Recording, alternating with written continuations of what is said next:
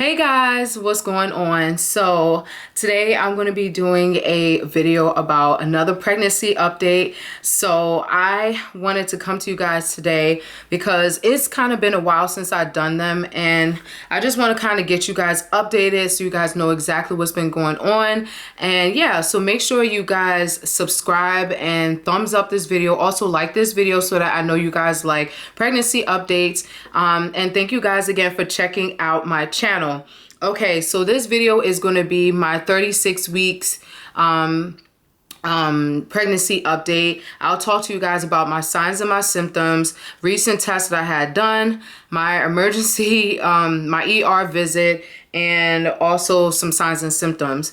Okay, so basically I'm going to go through the signs and symptoms that I have been experiencing lately since my last update. I can't remember what my last update, I think it was about, oh my god, it was like 30 weeks I think. So let me just go through my phone now and kind of complete the log because it's kind of easier. So the app that I usually use to talk about my signs and symptoms and kind of document everything has been the Nurture app, and that's actually what I've been using for almost the majority of my pregnancy. And I talked about a lot of my favorite pregnancy apps. If you guys have not seen that video, I will link it down below. So yeah. So recently I have been having a lot of cramps. Yeah, and I'll actually talk about that because that was actually related to the ER visit. I do have Braxton Hicks contractions. They're like intermittent. You know, they're not like all the time, but they do come a little bit more frequent compared to earlier in my second trimester. Vaginal discharge is still like off and on. It's a little bit more now, but it's kind of reduced a little bit, but off and on is about more or less. And also, I don't want you guys to think I'm bald because I have a bun back here and I definitely did a video on it. So yeah, I just look crazy because I don't see any hair and all that jazz. Something's on my lip. I didn't take it off. Yeah, what was that? I don't even know. Okay, carry on. So third trimester symptoms, I definitely have been experiencing a lot of shortness of breath. I've noticed that she's gotten a little bit bigger since the last time. So now I'm able to feel her kicks up in my my ribs. She is in a head down position, and I don't know if I mentioned that in my other video, but I think about 30 weeks when I was pregnant, she was already in a head down position, and the doctor was able to feel her and kind of tell me that she is in the birthing, like getting ready position. Her butt tends to be sticking out a lot more on my right side of my belly, and her hands and her legs are on the left side of my belly, so I can actually really feel it. But she does a lot of twists and rolls and stuff like that. So yeah. The next thing is forgetfulness. That's still a big thing. Like even with this video now, I have everything written out so I don't forget anything. I constantly have to write things down. My mind is not the same since I've been pregnant. Like I used to be able to retain a lot of stuff, but sometimes people will tell me something and then I'll forget it. I do have mild swelling on my hands and my feet, like I talked about last time. With my ring finger, it is kind of hard for me to separate these two rings and even to take it on and off, but I do use like cocoa butter or shea butter or something to get it on and off. Sciatic pain has been worse lately than before. And it's kind of similar to the round ligament pain. I don't know if you guys are familiar with it, but basically I have sciatic pain. And with the sciatic pain, just imagine my two butt cheeks. So with my two butt cheeks, my right butt cheek, it's only pain and it's, okay, this is my butt cheek, like the round part. It's only like in the center of my butt cheek, and it never travels anywhere else and never goes down. It doesn't radiate to the bottom of my leg. Like I've heard some people say that it radiates like all the way down to the leg. Mine doesn't do that. And the only thing that really helps it is swimming. Like that's why, if you guys haven't noticed, I've gotten a lot darker in my videos. I've been out in the sun a lot because of my sciatic pain, and even sometimes if I'm on my feet too long, then that will bring up the pain and all that different stuff. Let me see, what's my other symptoms? Hold on. Oh yeah, gastro type stuff. I'm still constipated, and I actually just met with my doctor today for my 36-week appointment, and I talked to her about this last time on my, was it 2 weeks ago, my appointment? I can't remember, but she prescribed me Colace. Of course, I didn't take it because I'm like so scared of taking any medication while I'm pregnant. But I did talk to her again about it today, and she was just like, you know, it's safe to take, you know, while you're pregnant. You don't have to worry about anything. And the thing that's just been really helping with the constipation is eating spinach, oatmeal, vegetables help a lot. Exercising definitely helps it a lot, especially if I'm doing like weightlifting, something where it's kind of like I'm straining to push something, because it kind of forces me to push, you know, the stuff out or whatever. But she did prescribe me Colace and to tell me to take it. And Colace is like a stool softener, so basically I won't be struggling to poop. So yeah, let me see. I think that's it. Emotionally, I've been feeling okay. I've been like in the best mood. I really haven't really noticed any change in my mood swings since I've been pregnant, except for the first trimester. But now it's like I'm mostly happy all the time. I'm mostly in a good mood. If there's anything that will piss me off, I do get irritated sometimes, but I rarely get pissed off like I used to. So yeah. Next thing, I talked about, oh, my sciatic pain. Like it was earlier this week, I did have sciatic pain, and it was really, really bad to the point where I just sat down in a chair and I just started crying. Like, it was that bad. And because the weather was not all that great, I couldn't even go in the pool to go swimming. So I was just there and I cried for like maybe like 10 minutes, and I was so upset because I'm like, why, you know, do I have this pain? Why is this pain not going away? You know, I try to talk to my baby and try to say, baby, move over, you know, stuff like that. Try to like play with her so she can move over, but that didn't work. But yeah, that was probably like the worst. Sleeplessness is definitely a high now. Like, it's really hard for me to get comfortable. My belly has been getting bigger, and the peeing is like way frequent now. Like, throughout the night, I can probably say I run to the bathroom about 5 or 6 times. I do drink a lot of water throughout the day, and I try to reduce the amount of water that I do take, because at night, if it's like after a certain time, like maybe like 8:30 and beyond, if I drink any water, oh my God, I would never get any sleep. So yeah. The thing about people have been asking me is stretch marks. Now, I did post on my Snapchat, if you guys follow me on there, that I had my maternity shoot back when I was about, I think, 30 weeks or 32 weeks pregnant. And I posted a picture of my up-close belly. My husband actually took that picture of me, and people were noticing I didn't have any stretch marks on my stomach.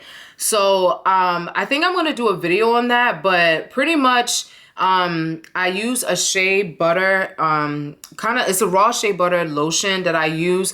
And I was actually thinking about doing a video explaining of how I do it, how I apply, because I literally applied, I think, every single day. Not twice a day, but just every single day. I don't care how hot it is. The shea butter goes on my breast and it goes on my belly. I do not play with that. So yeah. Let me see. Oh yeah, so I'm going to actually go through some of the questions that I had to ask my doctor, because I'm going to also talk about GBS. So now, since for my last appointment when I was 35 weeks pregnant, they actually tested me for a bacteria that's called strep, I think it's group strep B. I can't talk, hold on. It's called, let me look it up because I keep saying it wrong. Let me see. My timeline.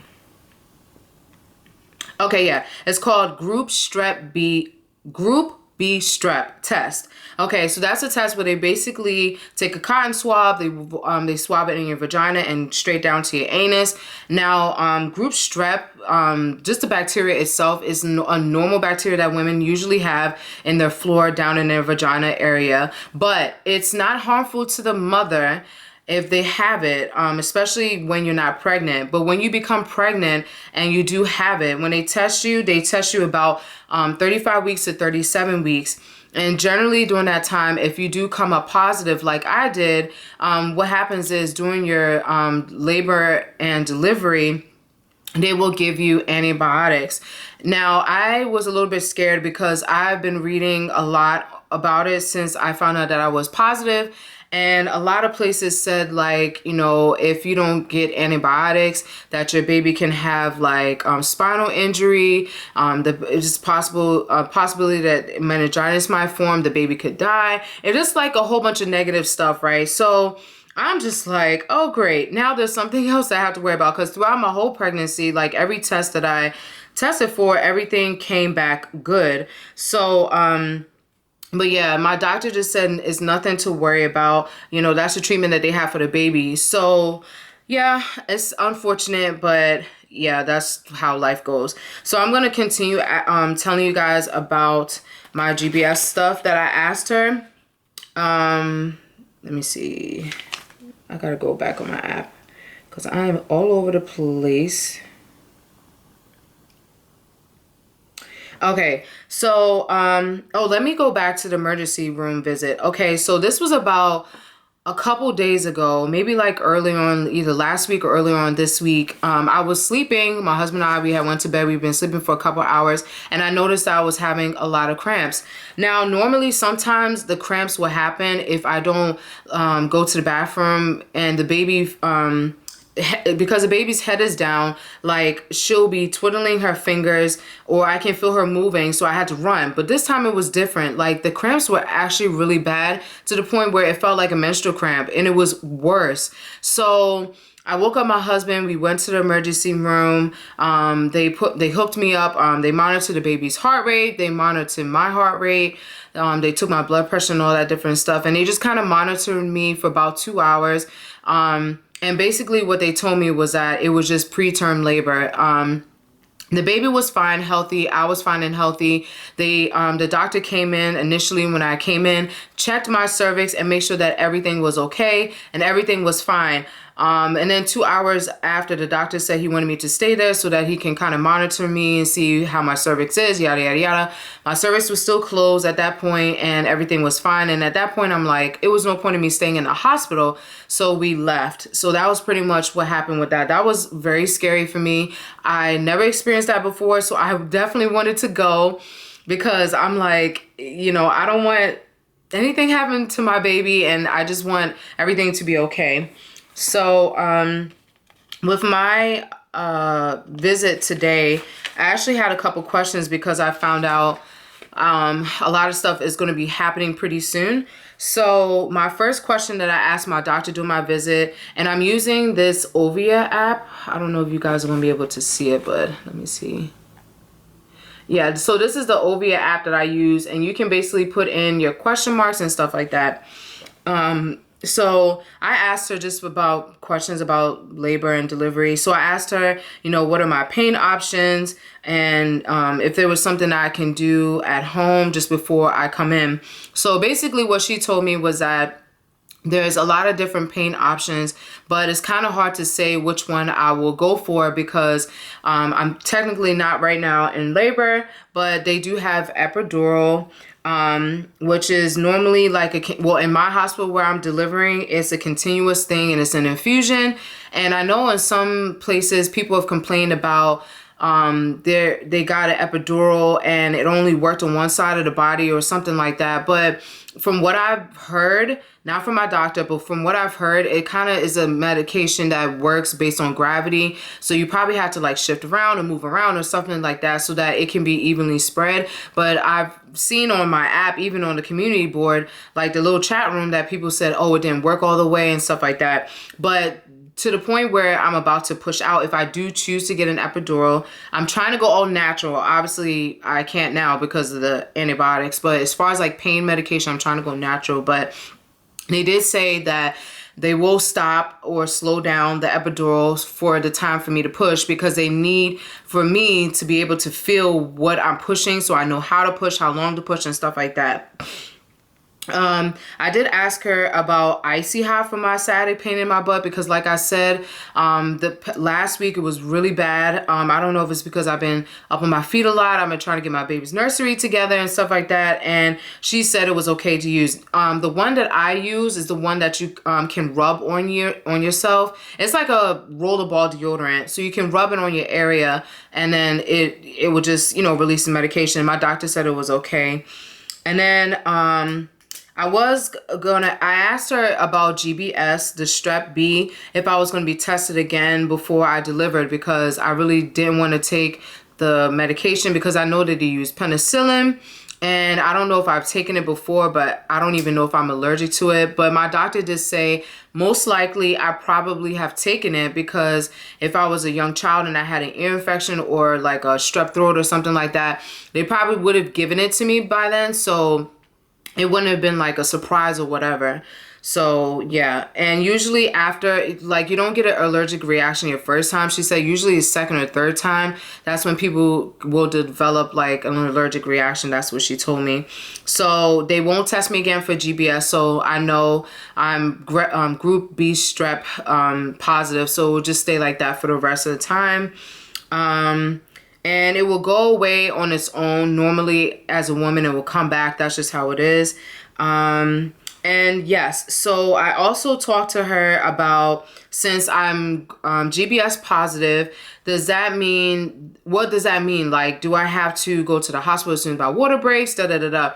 So for me, because I have strep B, you know, I'm positive for that. She told me that, you know, it's a high risk that the bacteria can go into the womb where the baby is as soon as your water breaks, because once that water breaks, it means that there's no more protection and you've already opened yourself. So for me, I don't even have the option of laboring at home, which I would have loved to have done because that would have been way easier, and just coming there when I'm like, you know, what is it, 5 minutes apart, or I forget, it's a 5-1-1 rule for like your contractions when they're really, really close. So I don't even have that option. So as soon as my water breaks, I have to go to the hospital.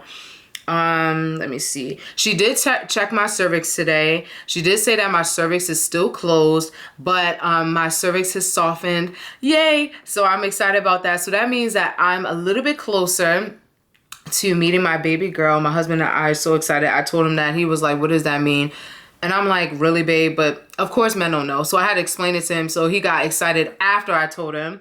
And yeah, so my last question that I asked her was, how can I induce labor naturally, and when can I do so, and what are your recommendations? So she told me, since I'm 36 weeks pregnant, that I should not try to induce labor now. She told me that because I've had a healthy pregnancy and everything's been going fine, no complications or anything like that, that I can actually start naturally trying to do natural and like naturally induce myself next week. And she said that basically 37 weeks and on, I'm free to do it. And one of the things she did say was being active can actually jumpstart your labor. Having sex definitely will help. So, you know, I'm going to get me some. So I kind of stopped because, you know, of all the stuff that's been going on. But now, since she said it's good and I'm good, I'm all about that. So I did ask her about castor oil or cod liver oil. They both work the same. She said it does probably help, but the only thing is you end up having diarrhea. So I'm just thinking to myself, like, if I'm trying to induce labor and I'm already going to be in pain, why would I take that to have diarrhea? Like, that's like 2 knives in one. Like, you're already in pain and then you have diarrhea on top. I don't even want that. She says some people do like it and they don't mind the diarrhea, but for me, I would mind the diarrhea. Like, I'm not even going to do that. So yeah, and she did say raspberry leaf tea, that you can get it as long as it's like pure. She said you can get it from like Trader Joe's or Whole Foods or anything like that. They're really good with inducing labor. I have heard about other things like eating spicy food. What else? There's like lemon inducing cupcakes. What else did I see? Yeah, there's like a whole bunch of stuff, but she recommended these 3 things to me. So I was like, okay, you know, I was pretty okay with that. The spicy foods, I'm Nigerian, so I'll definitely probably already be doing that. So yeah, so I'm going to go ahead and do my belly shot because I have not done one in a really long time. So yeah, let me go ahead and do that.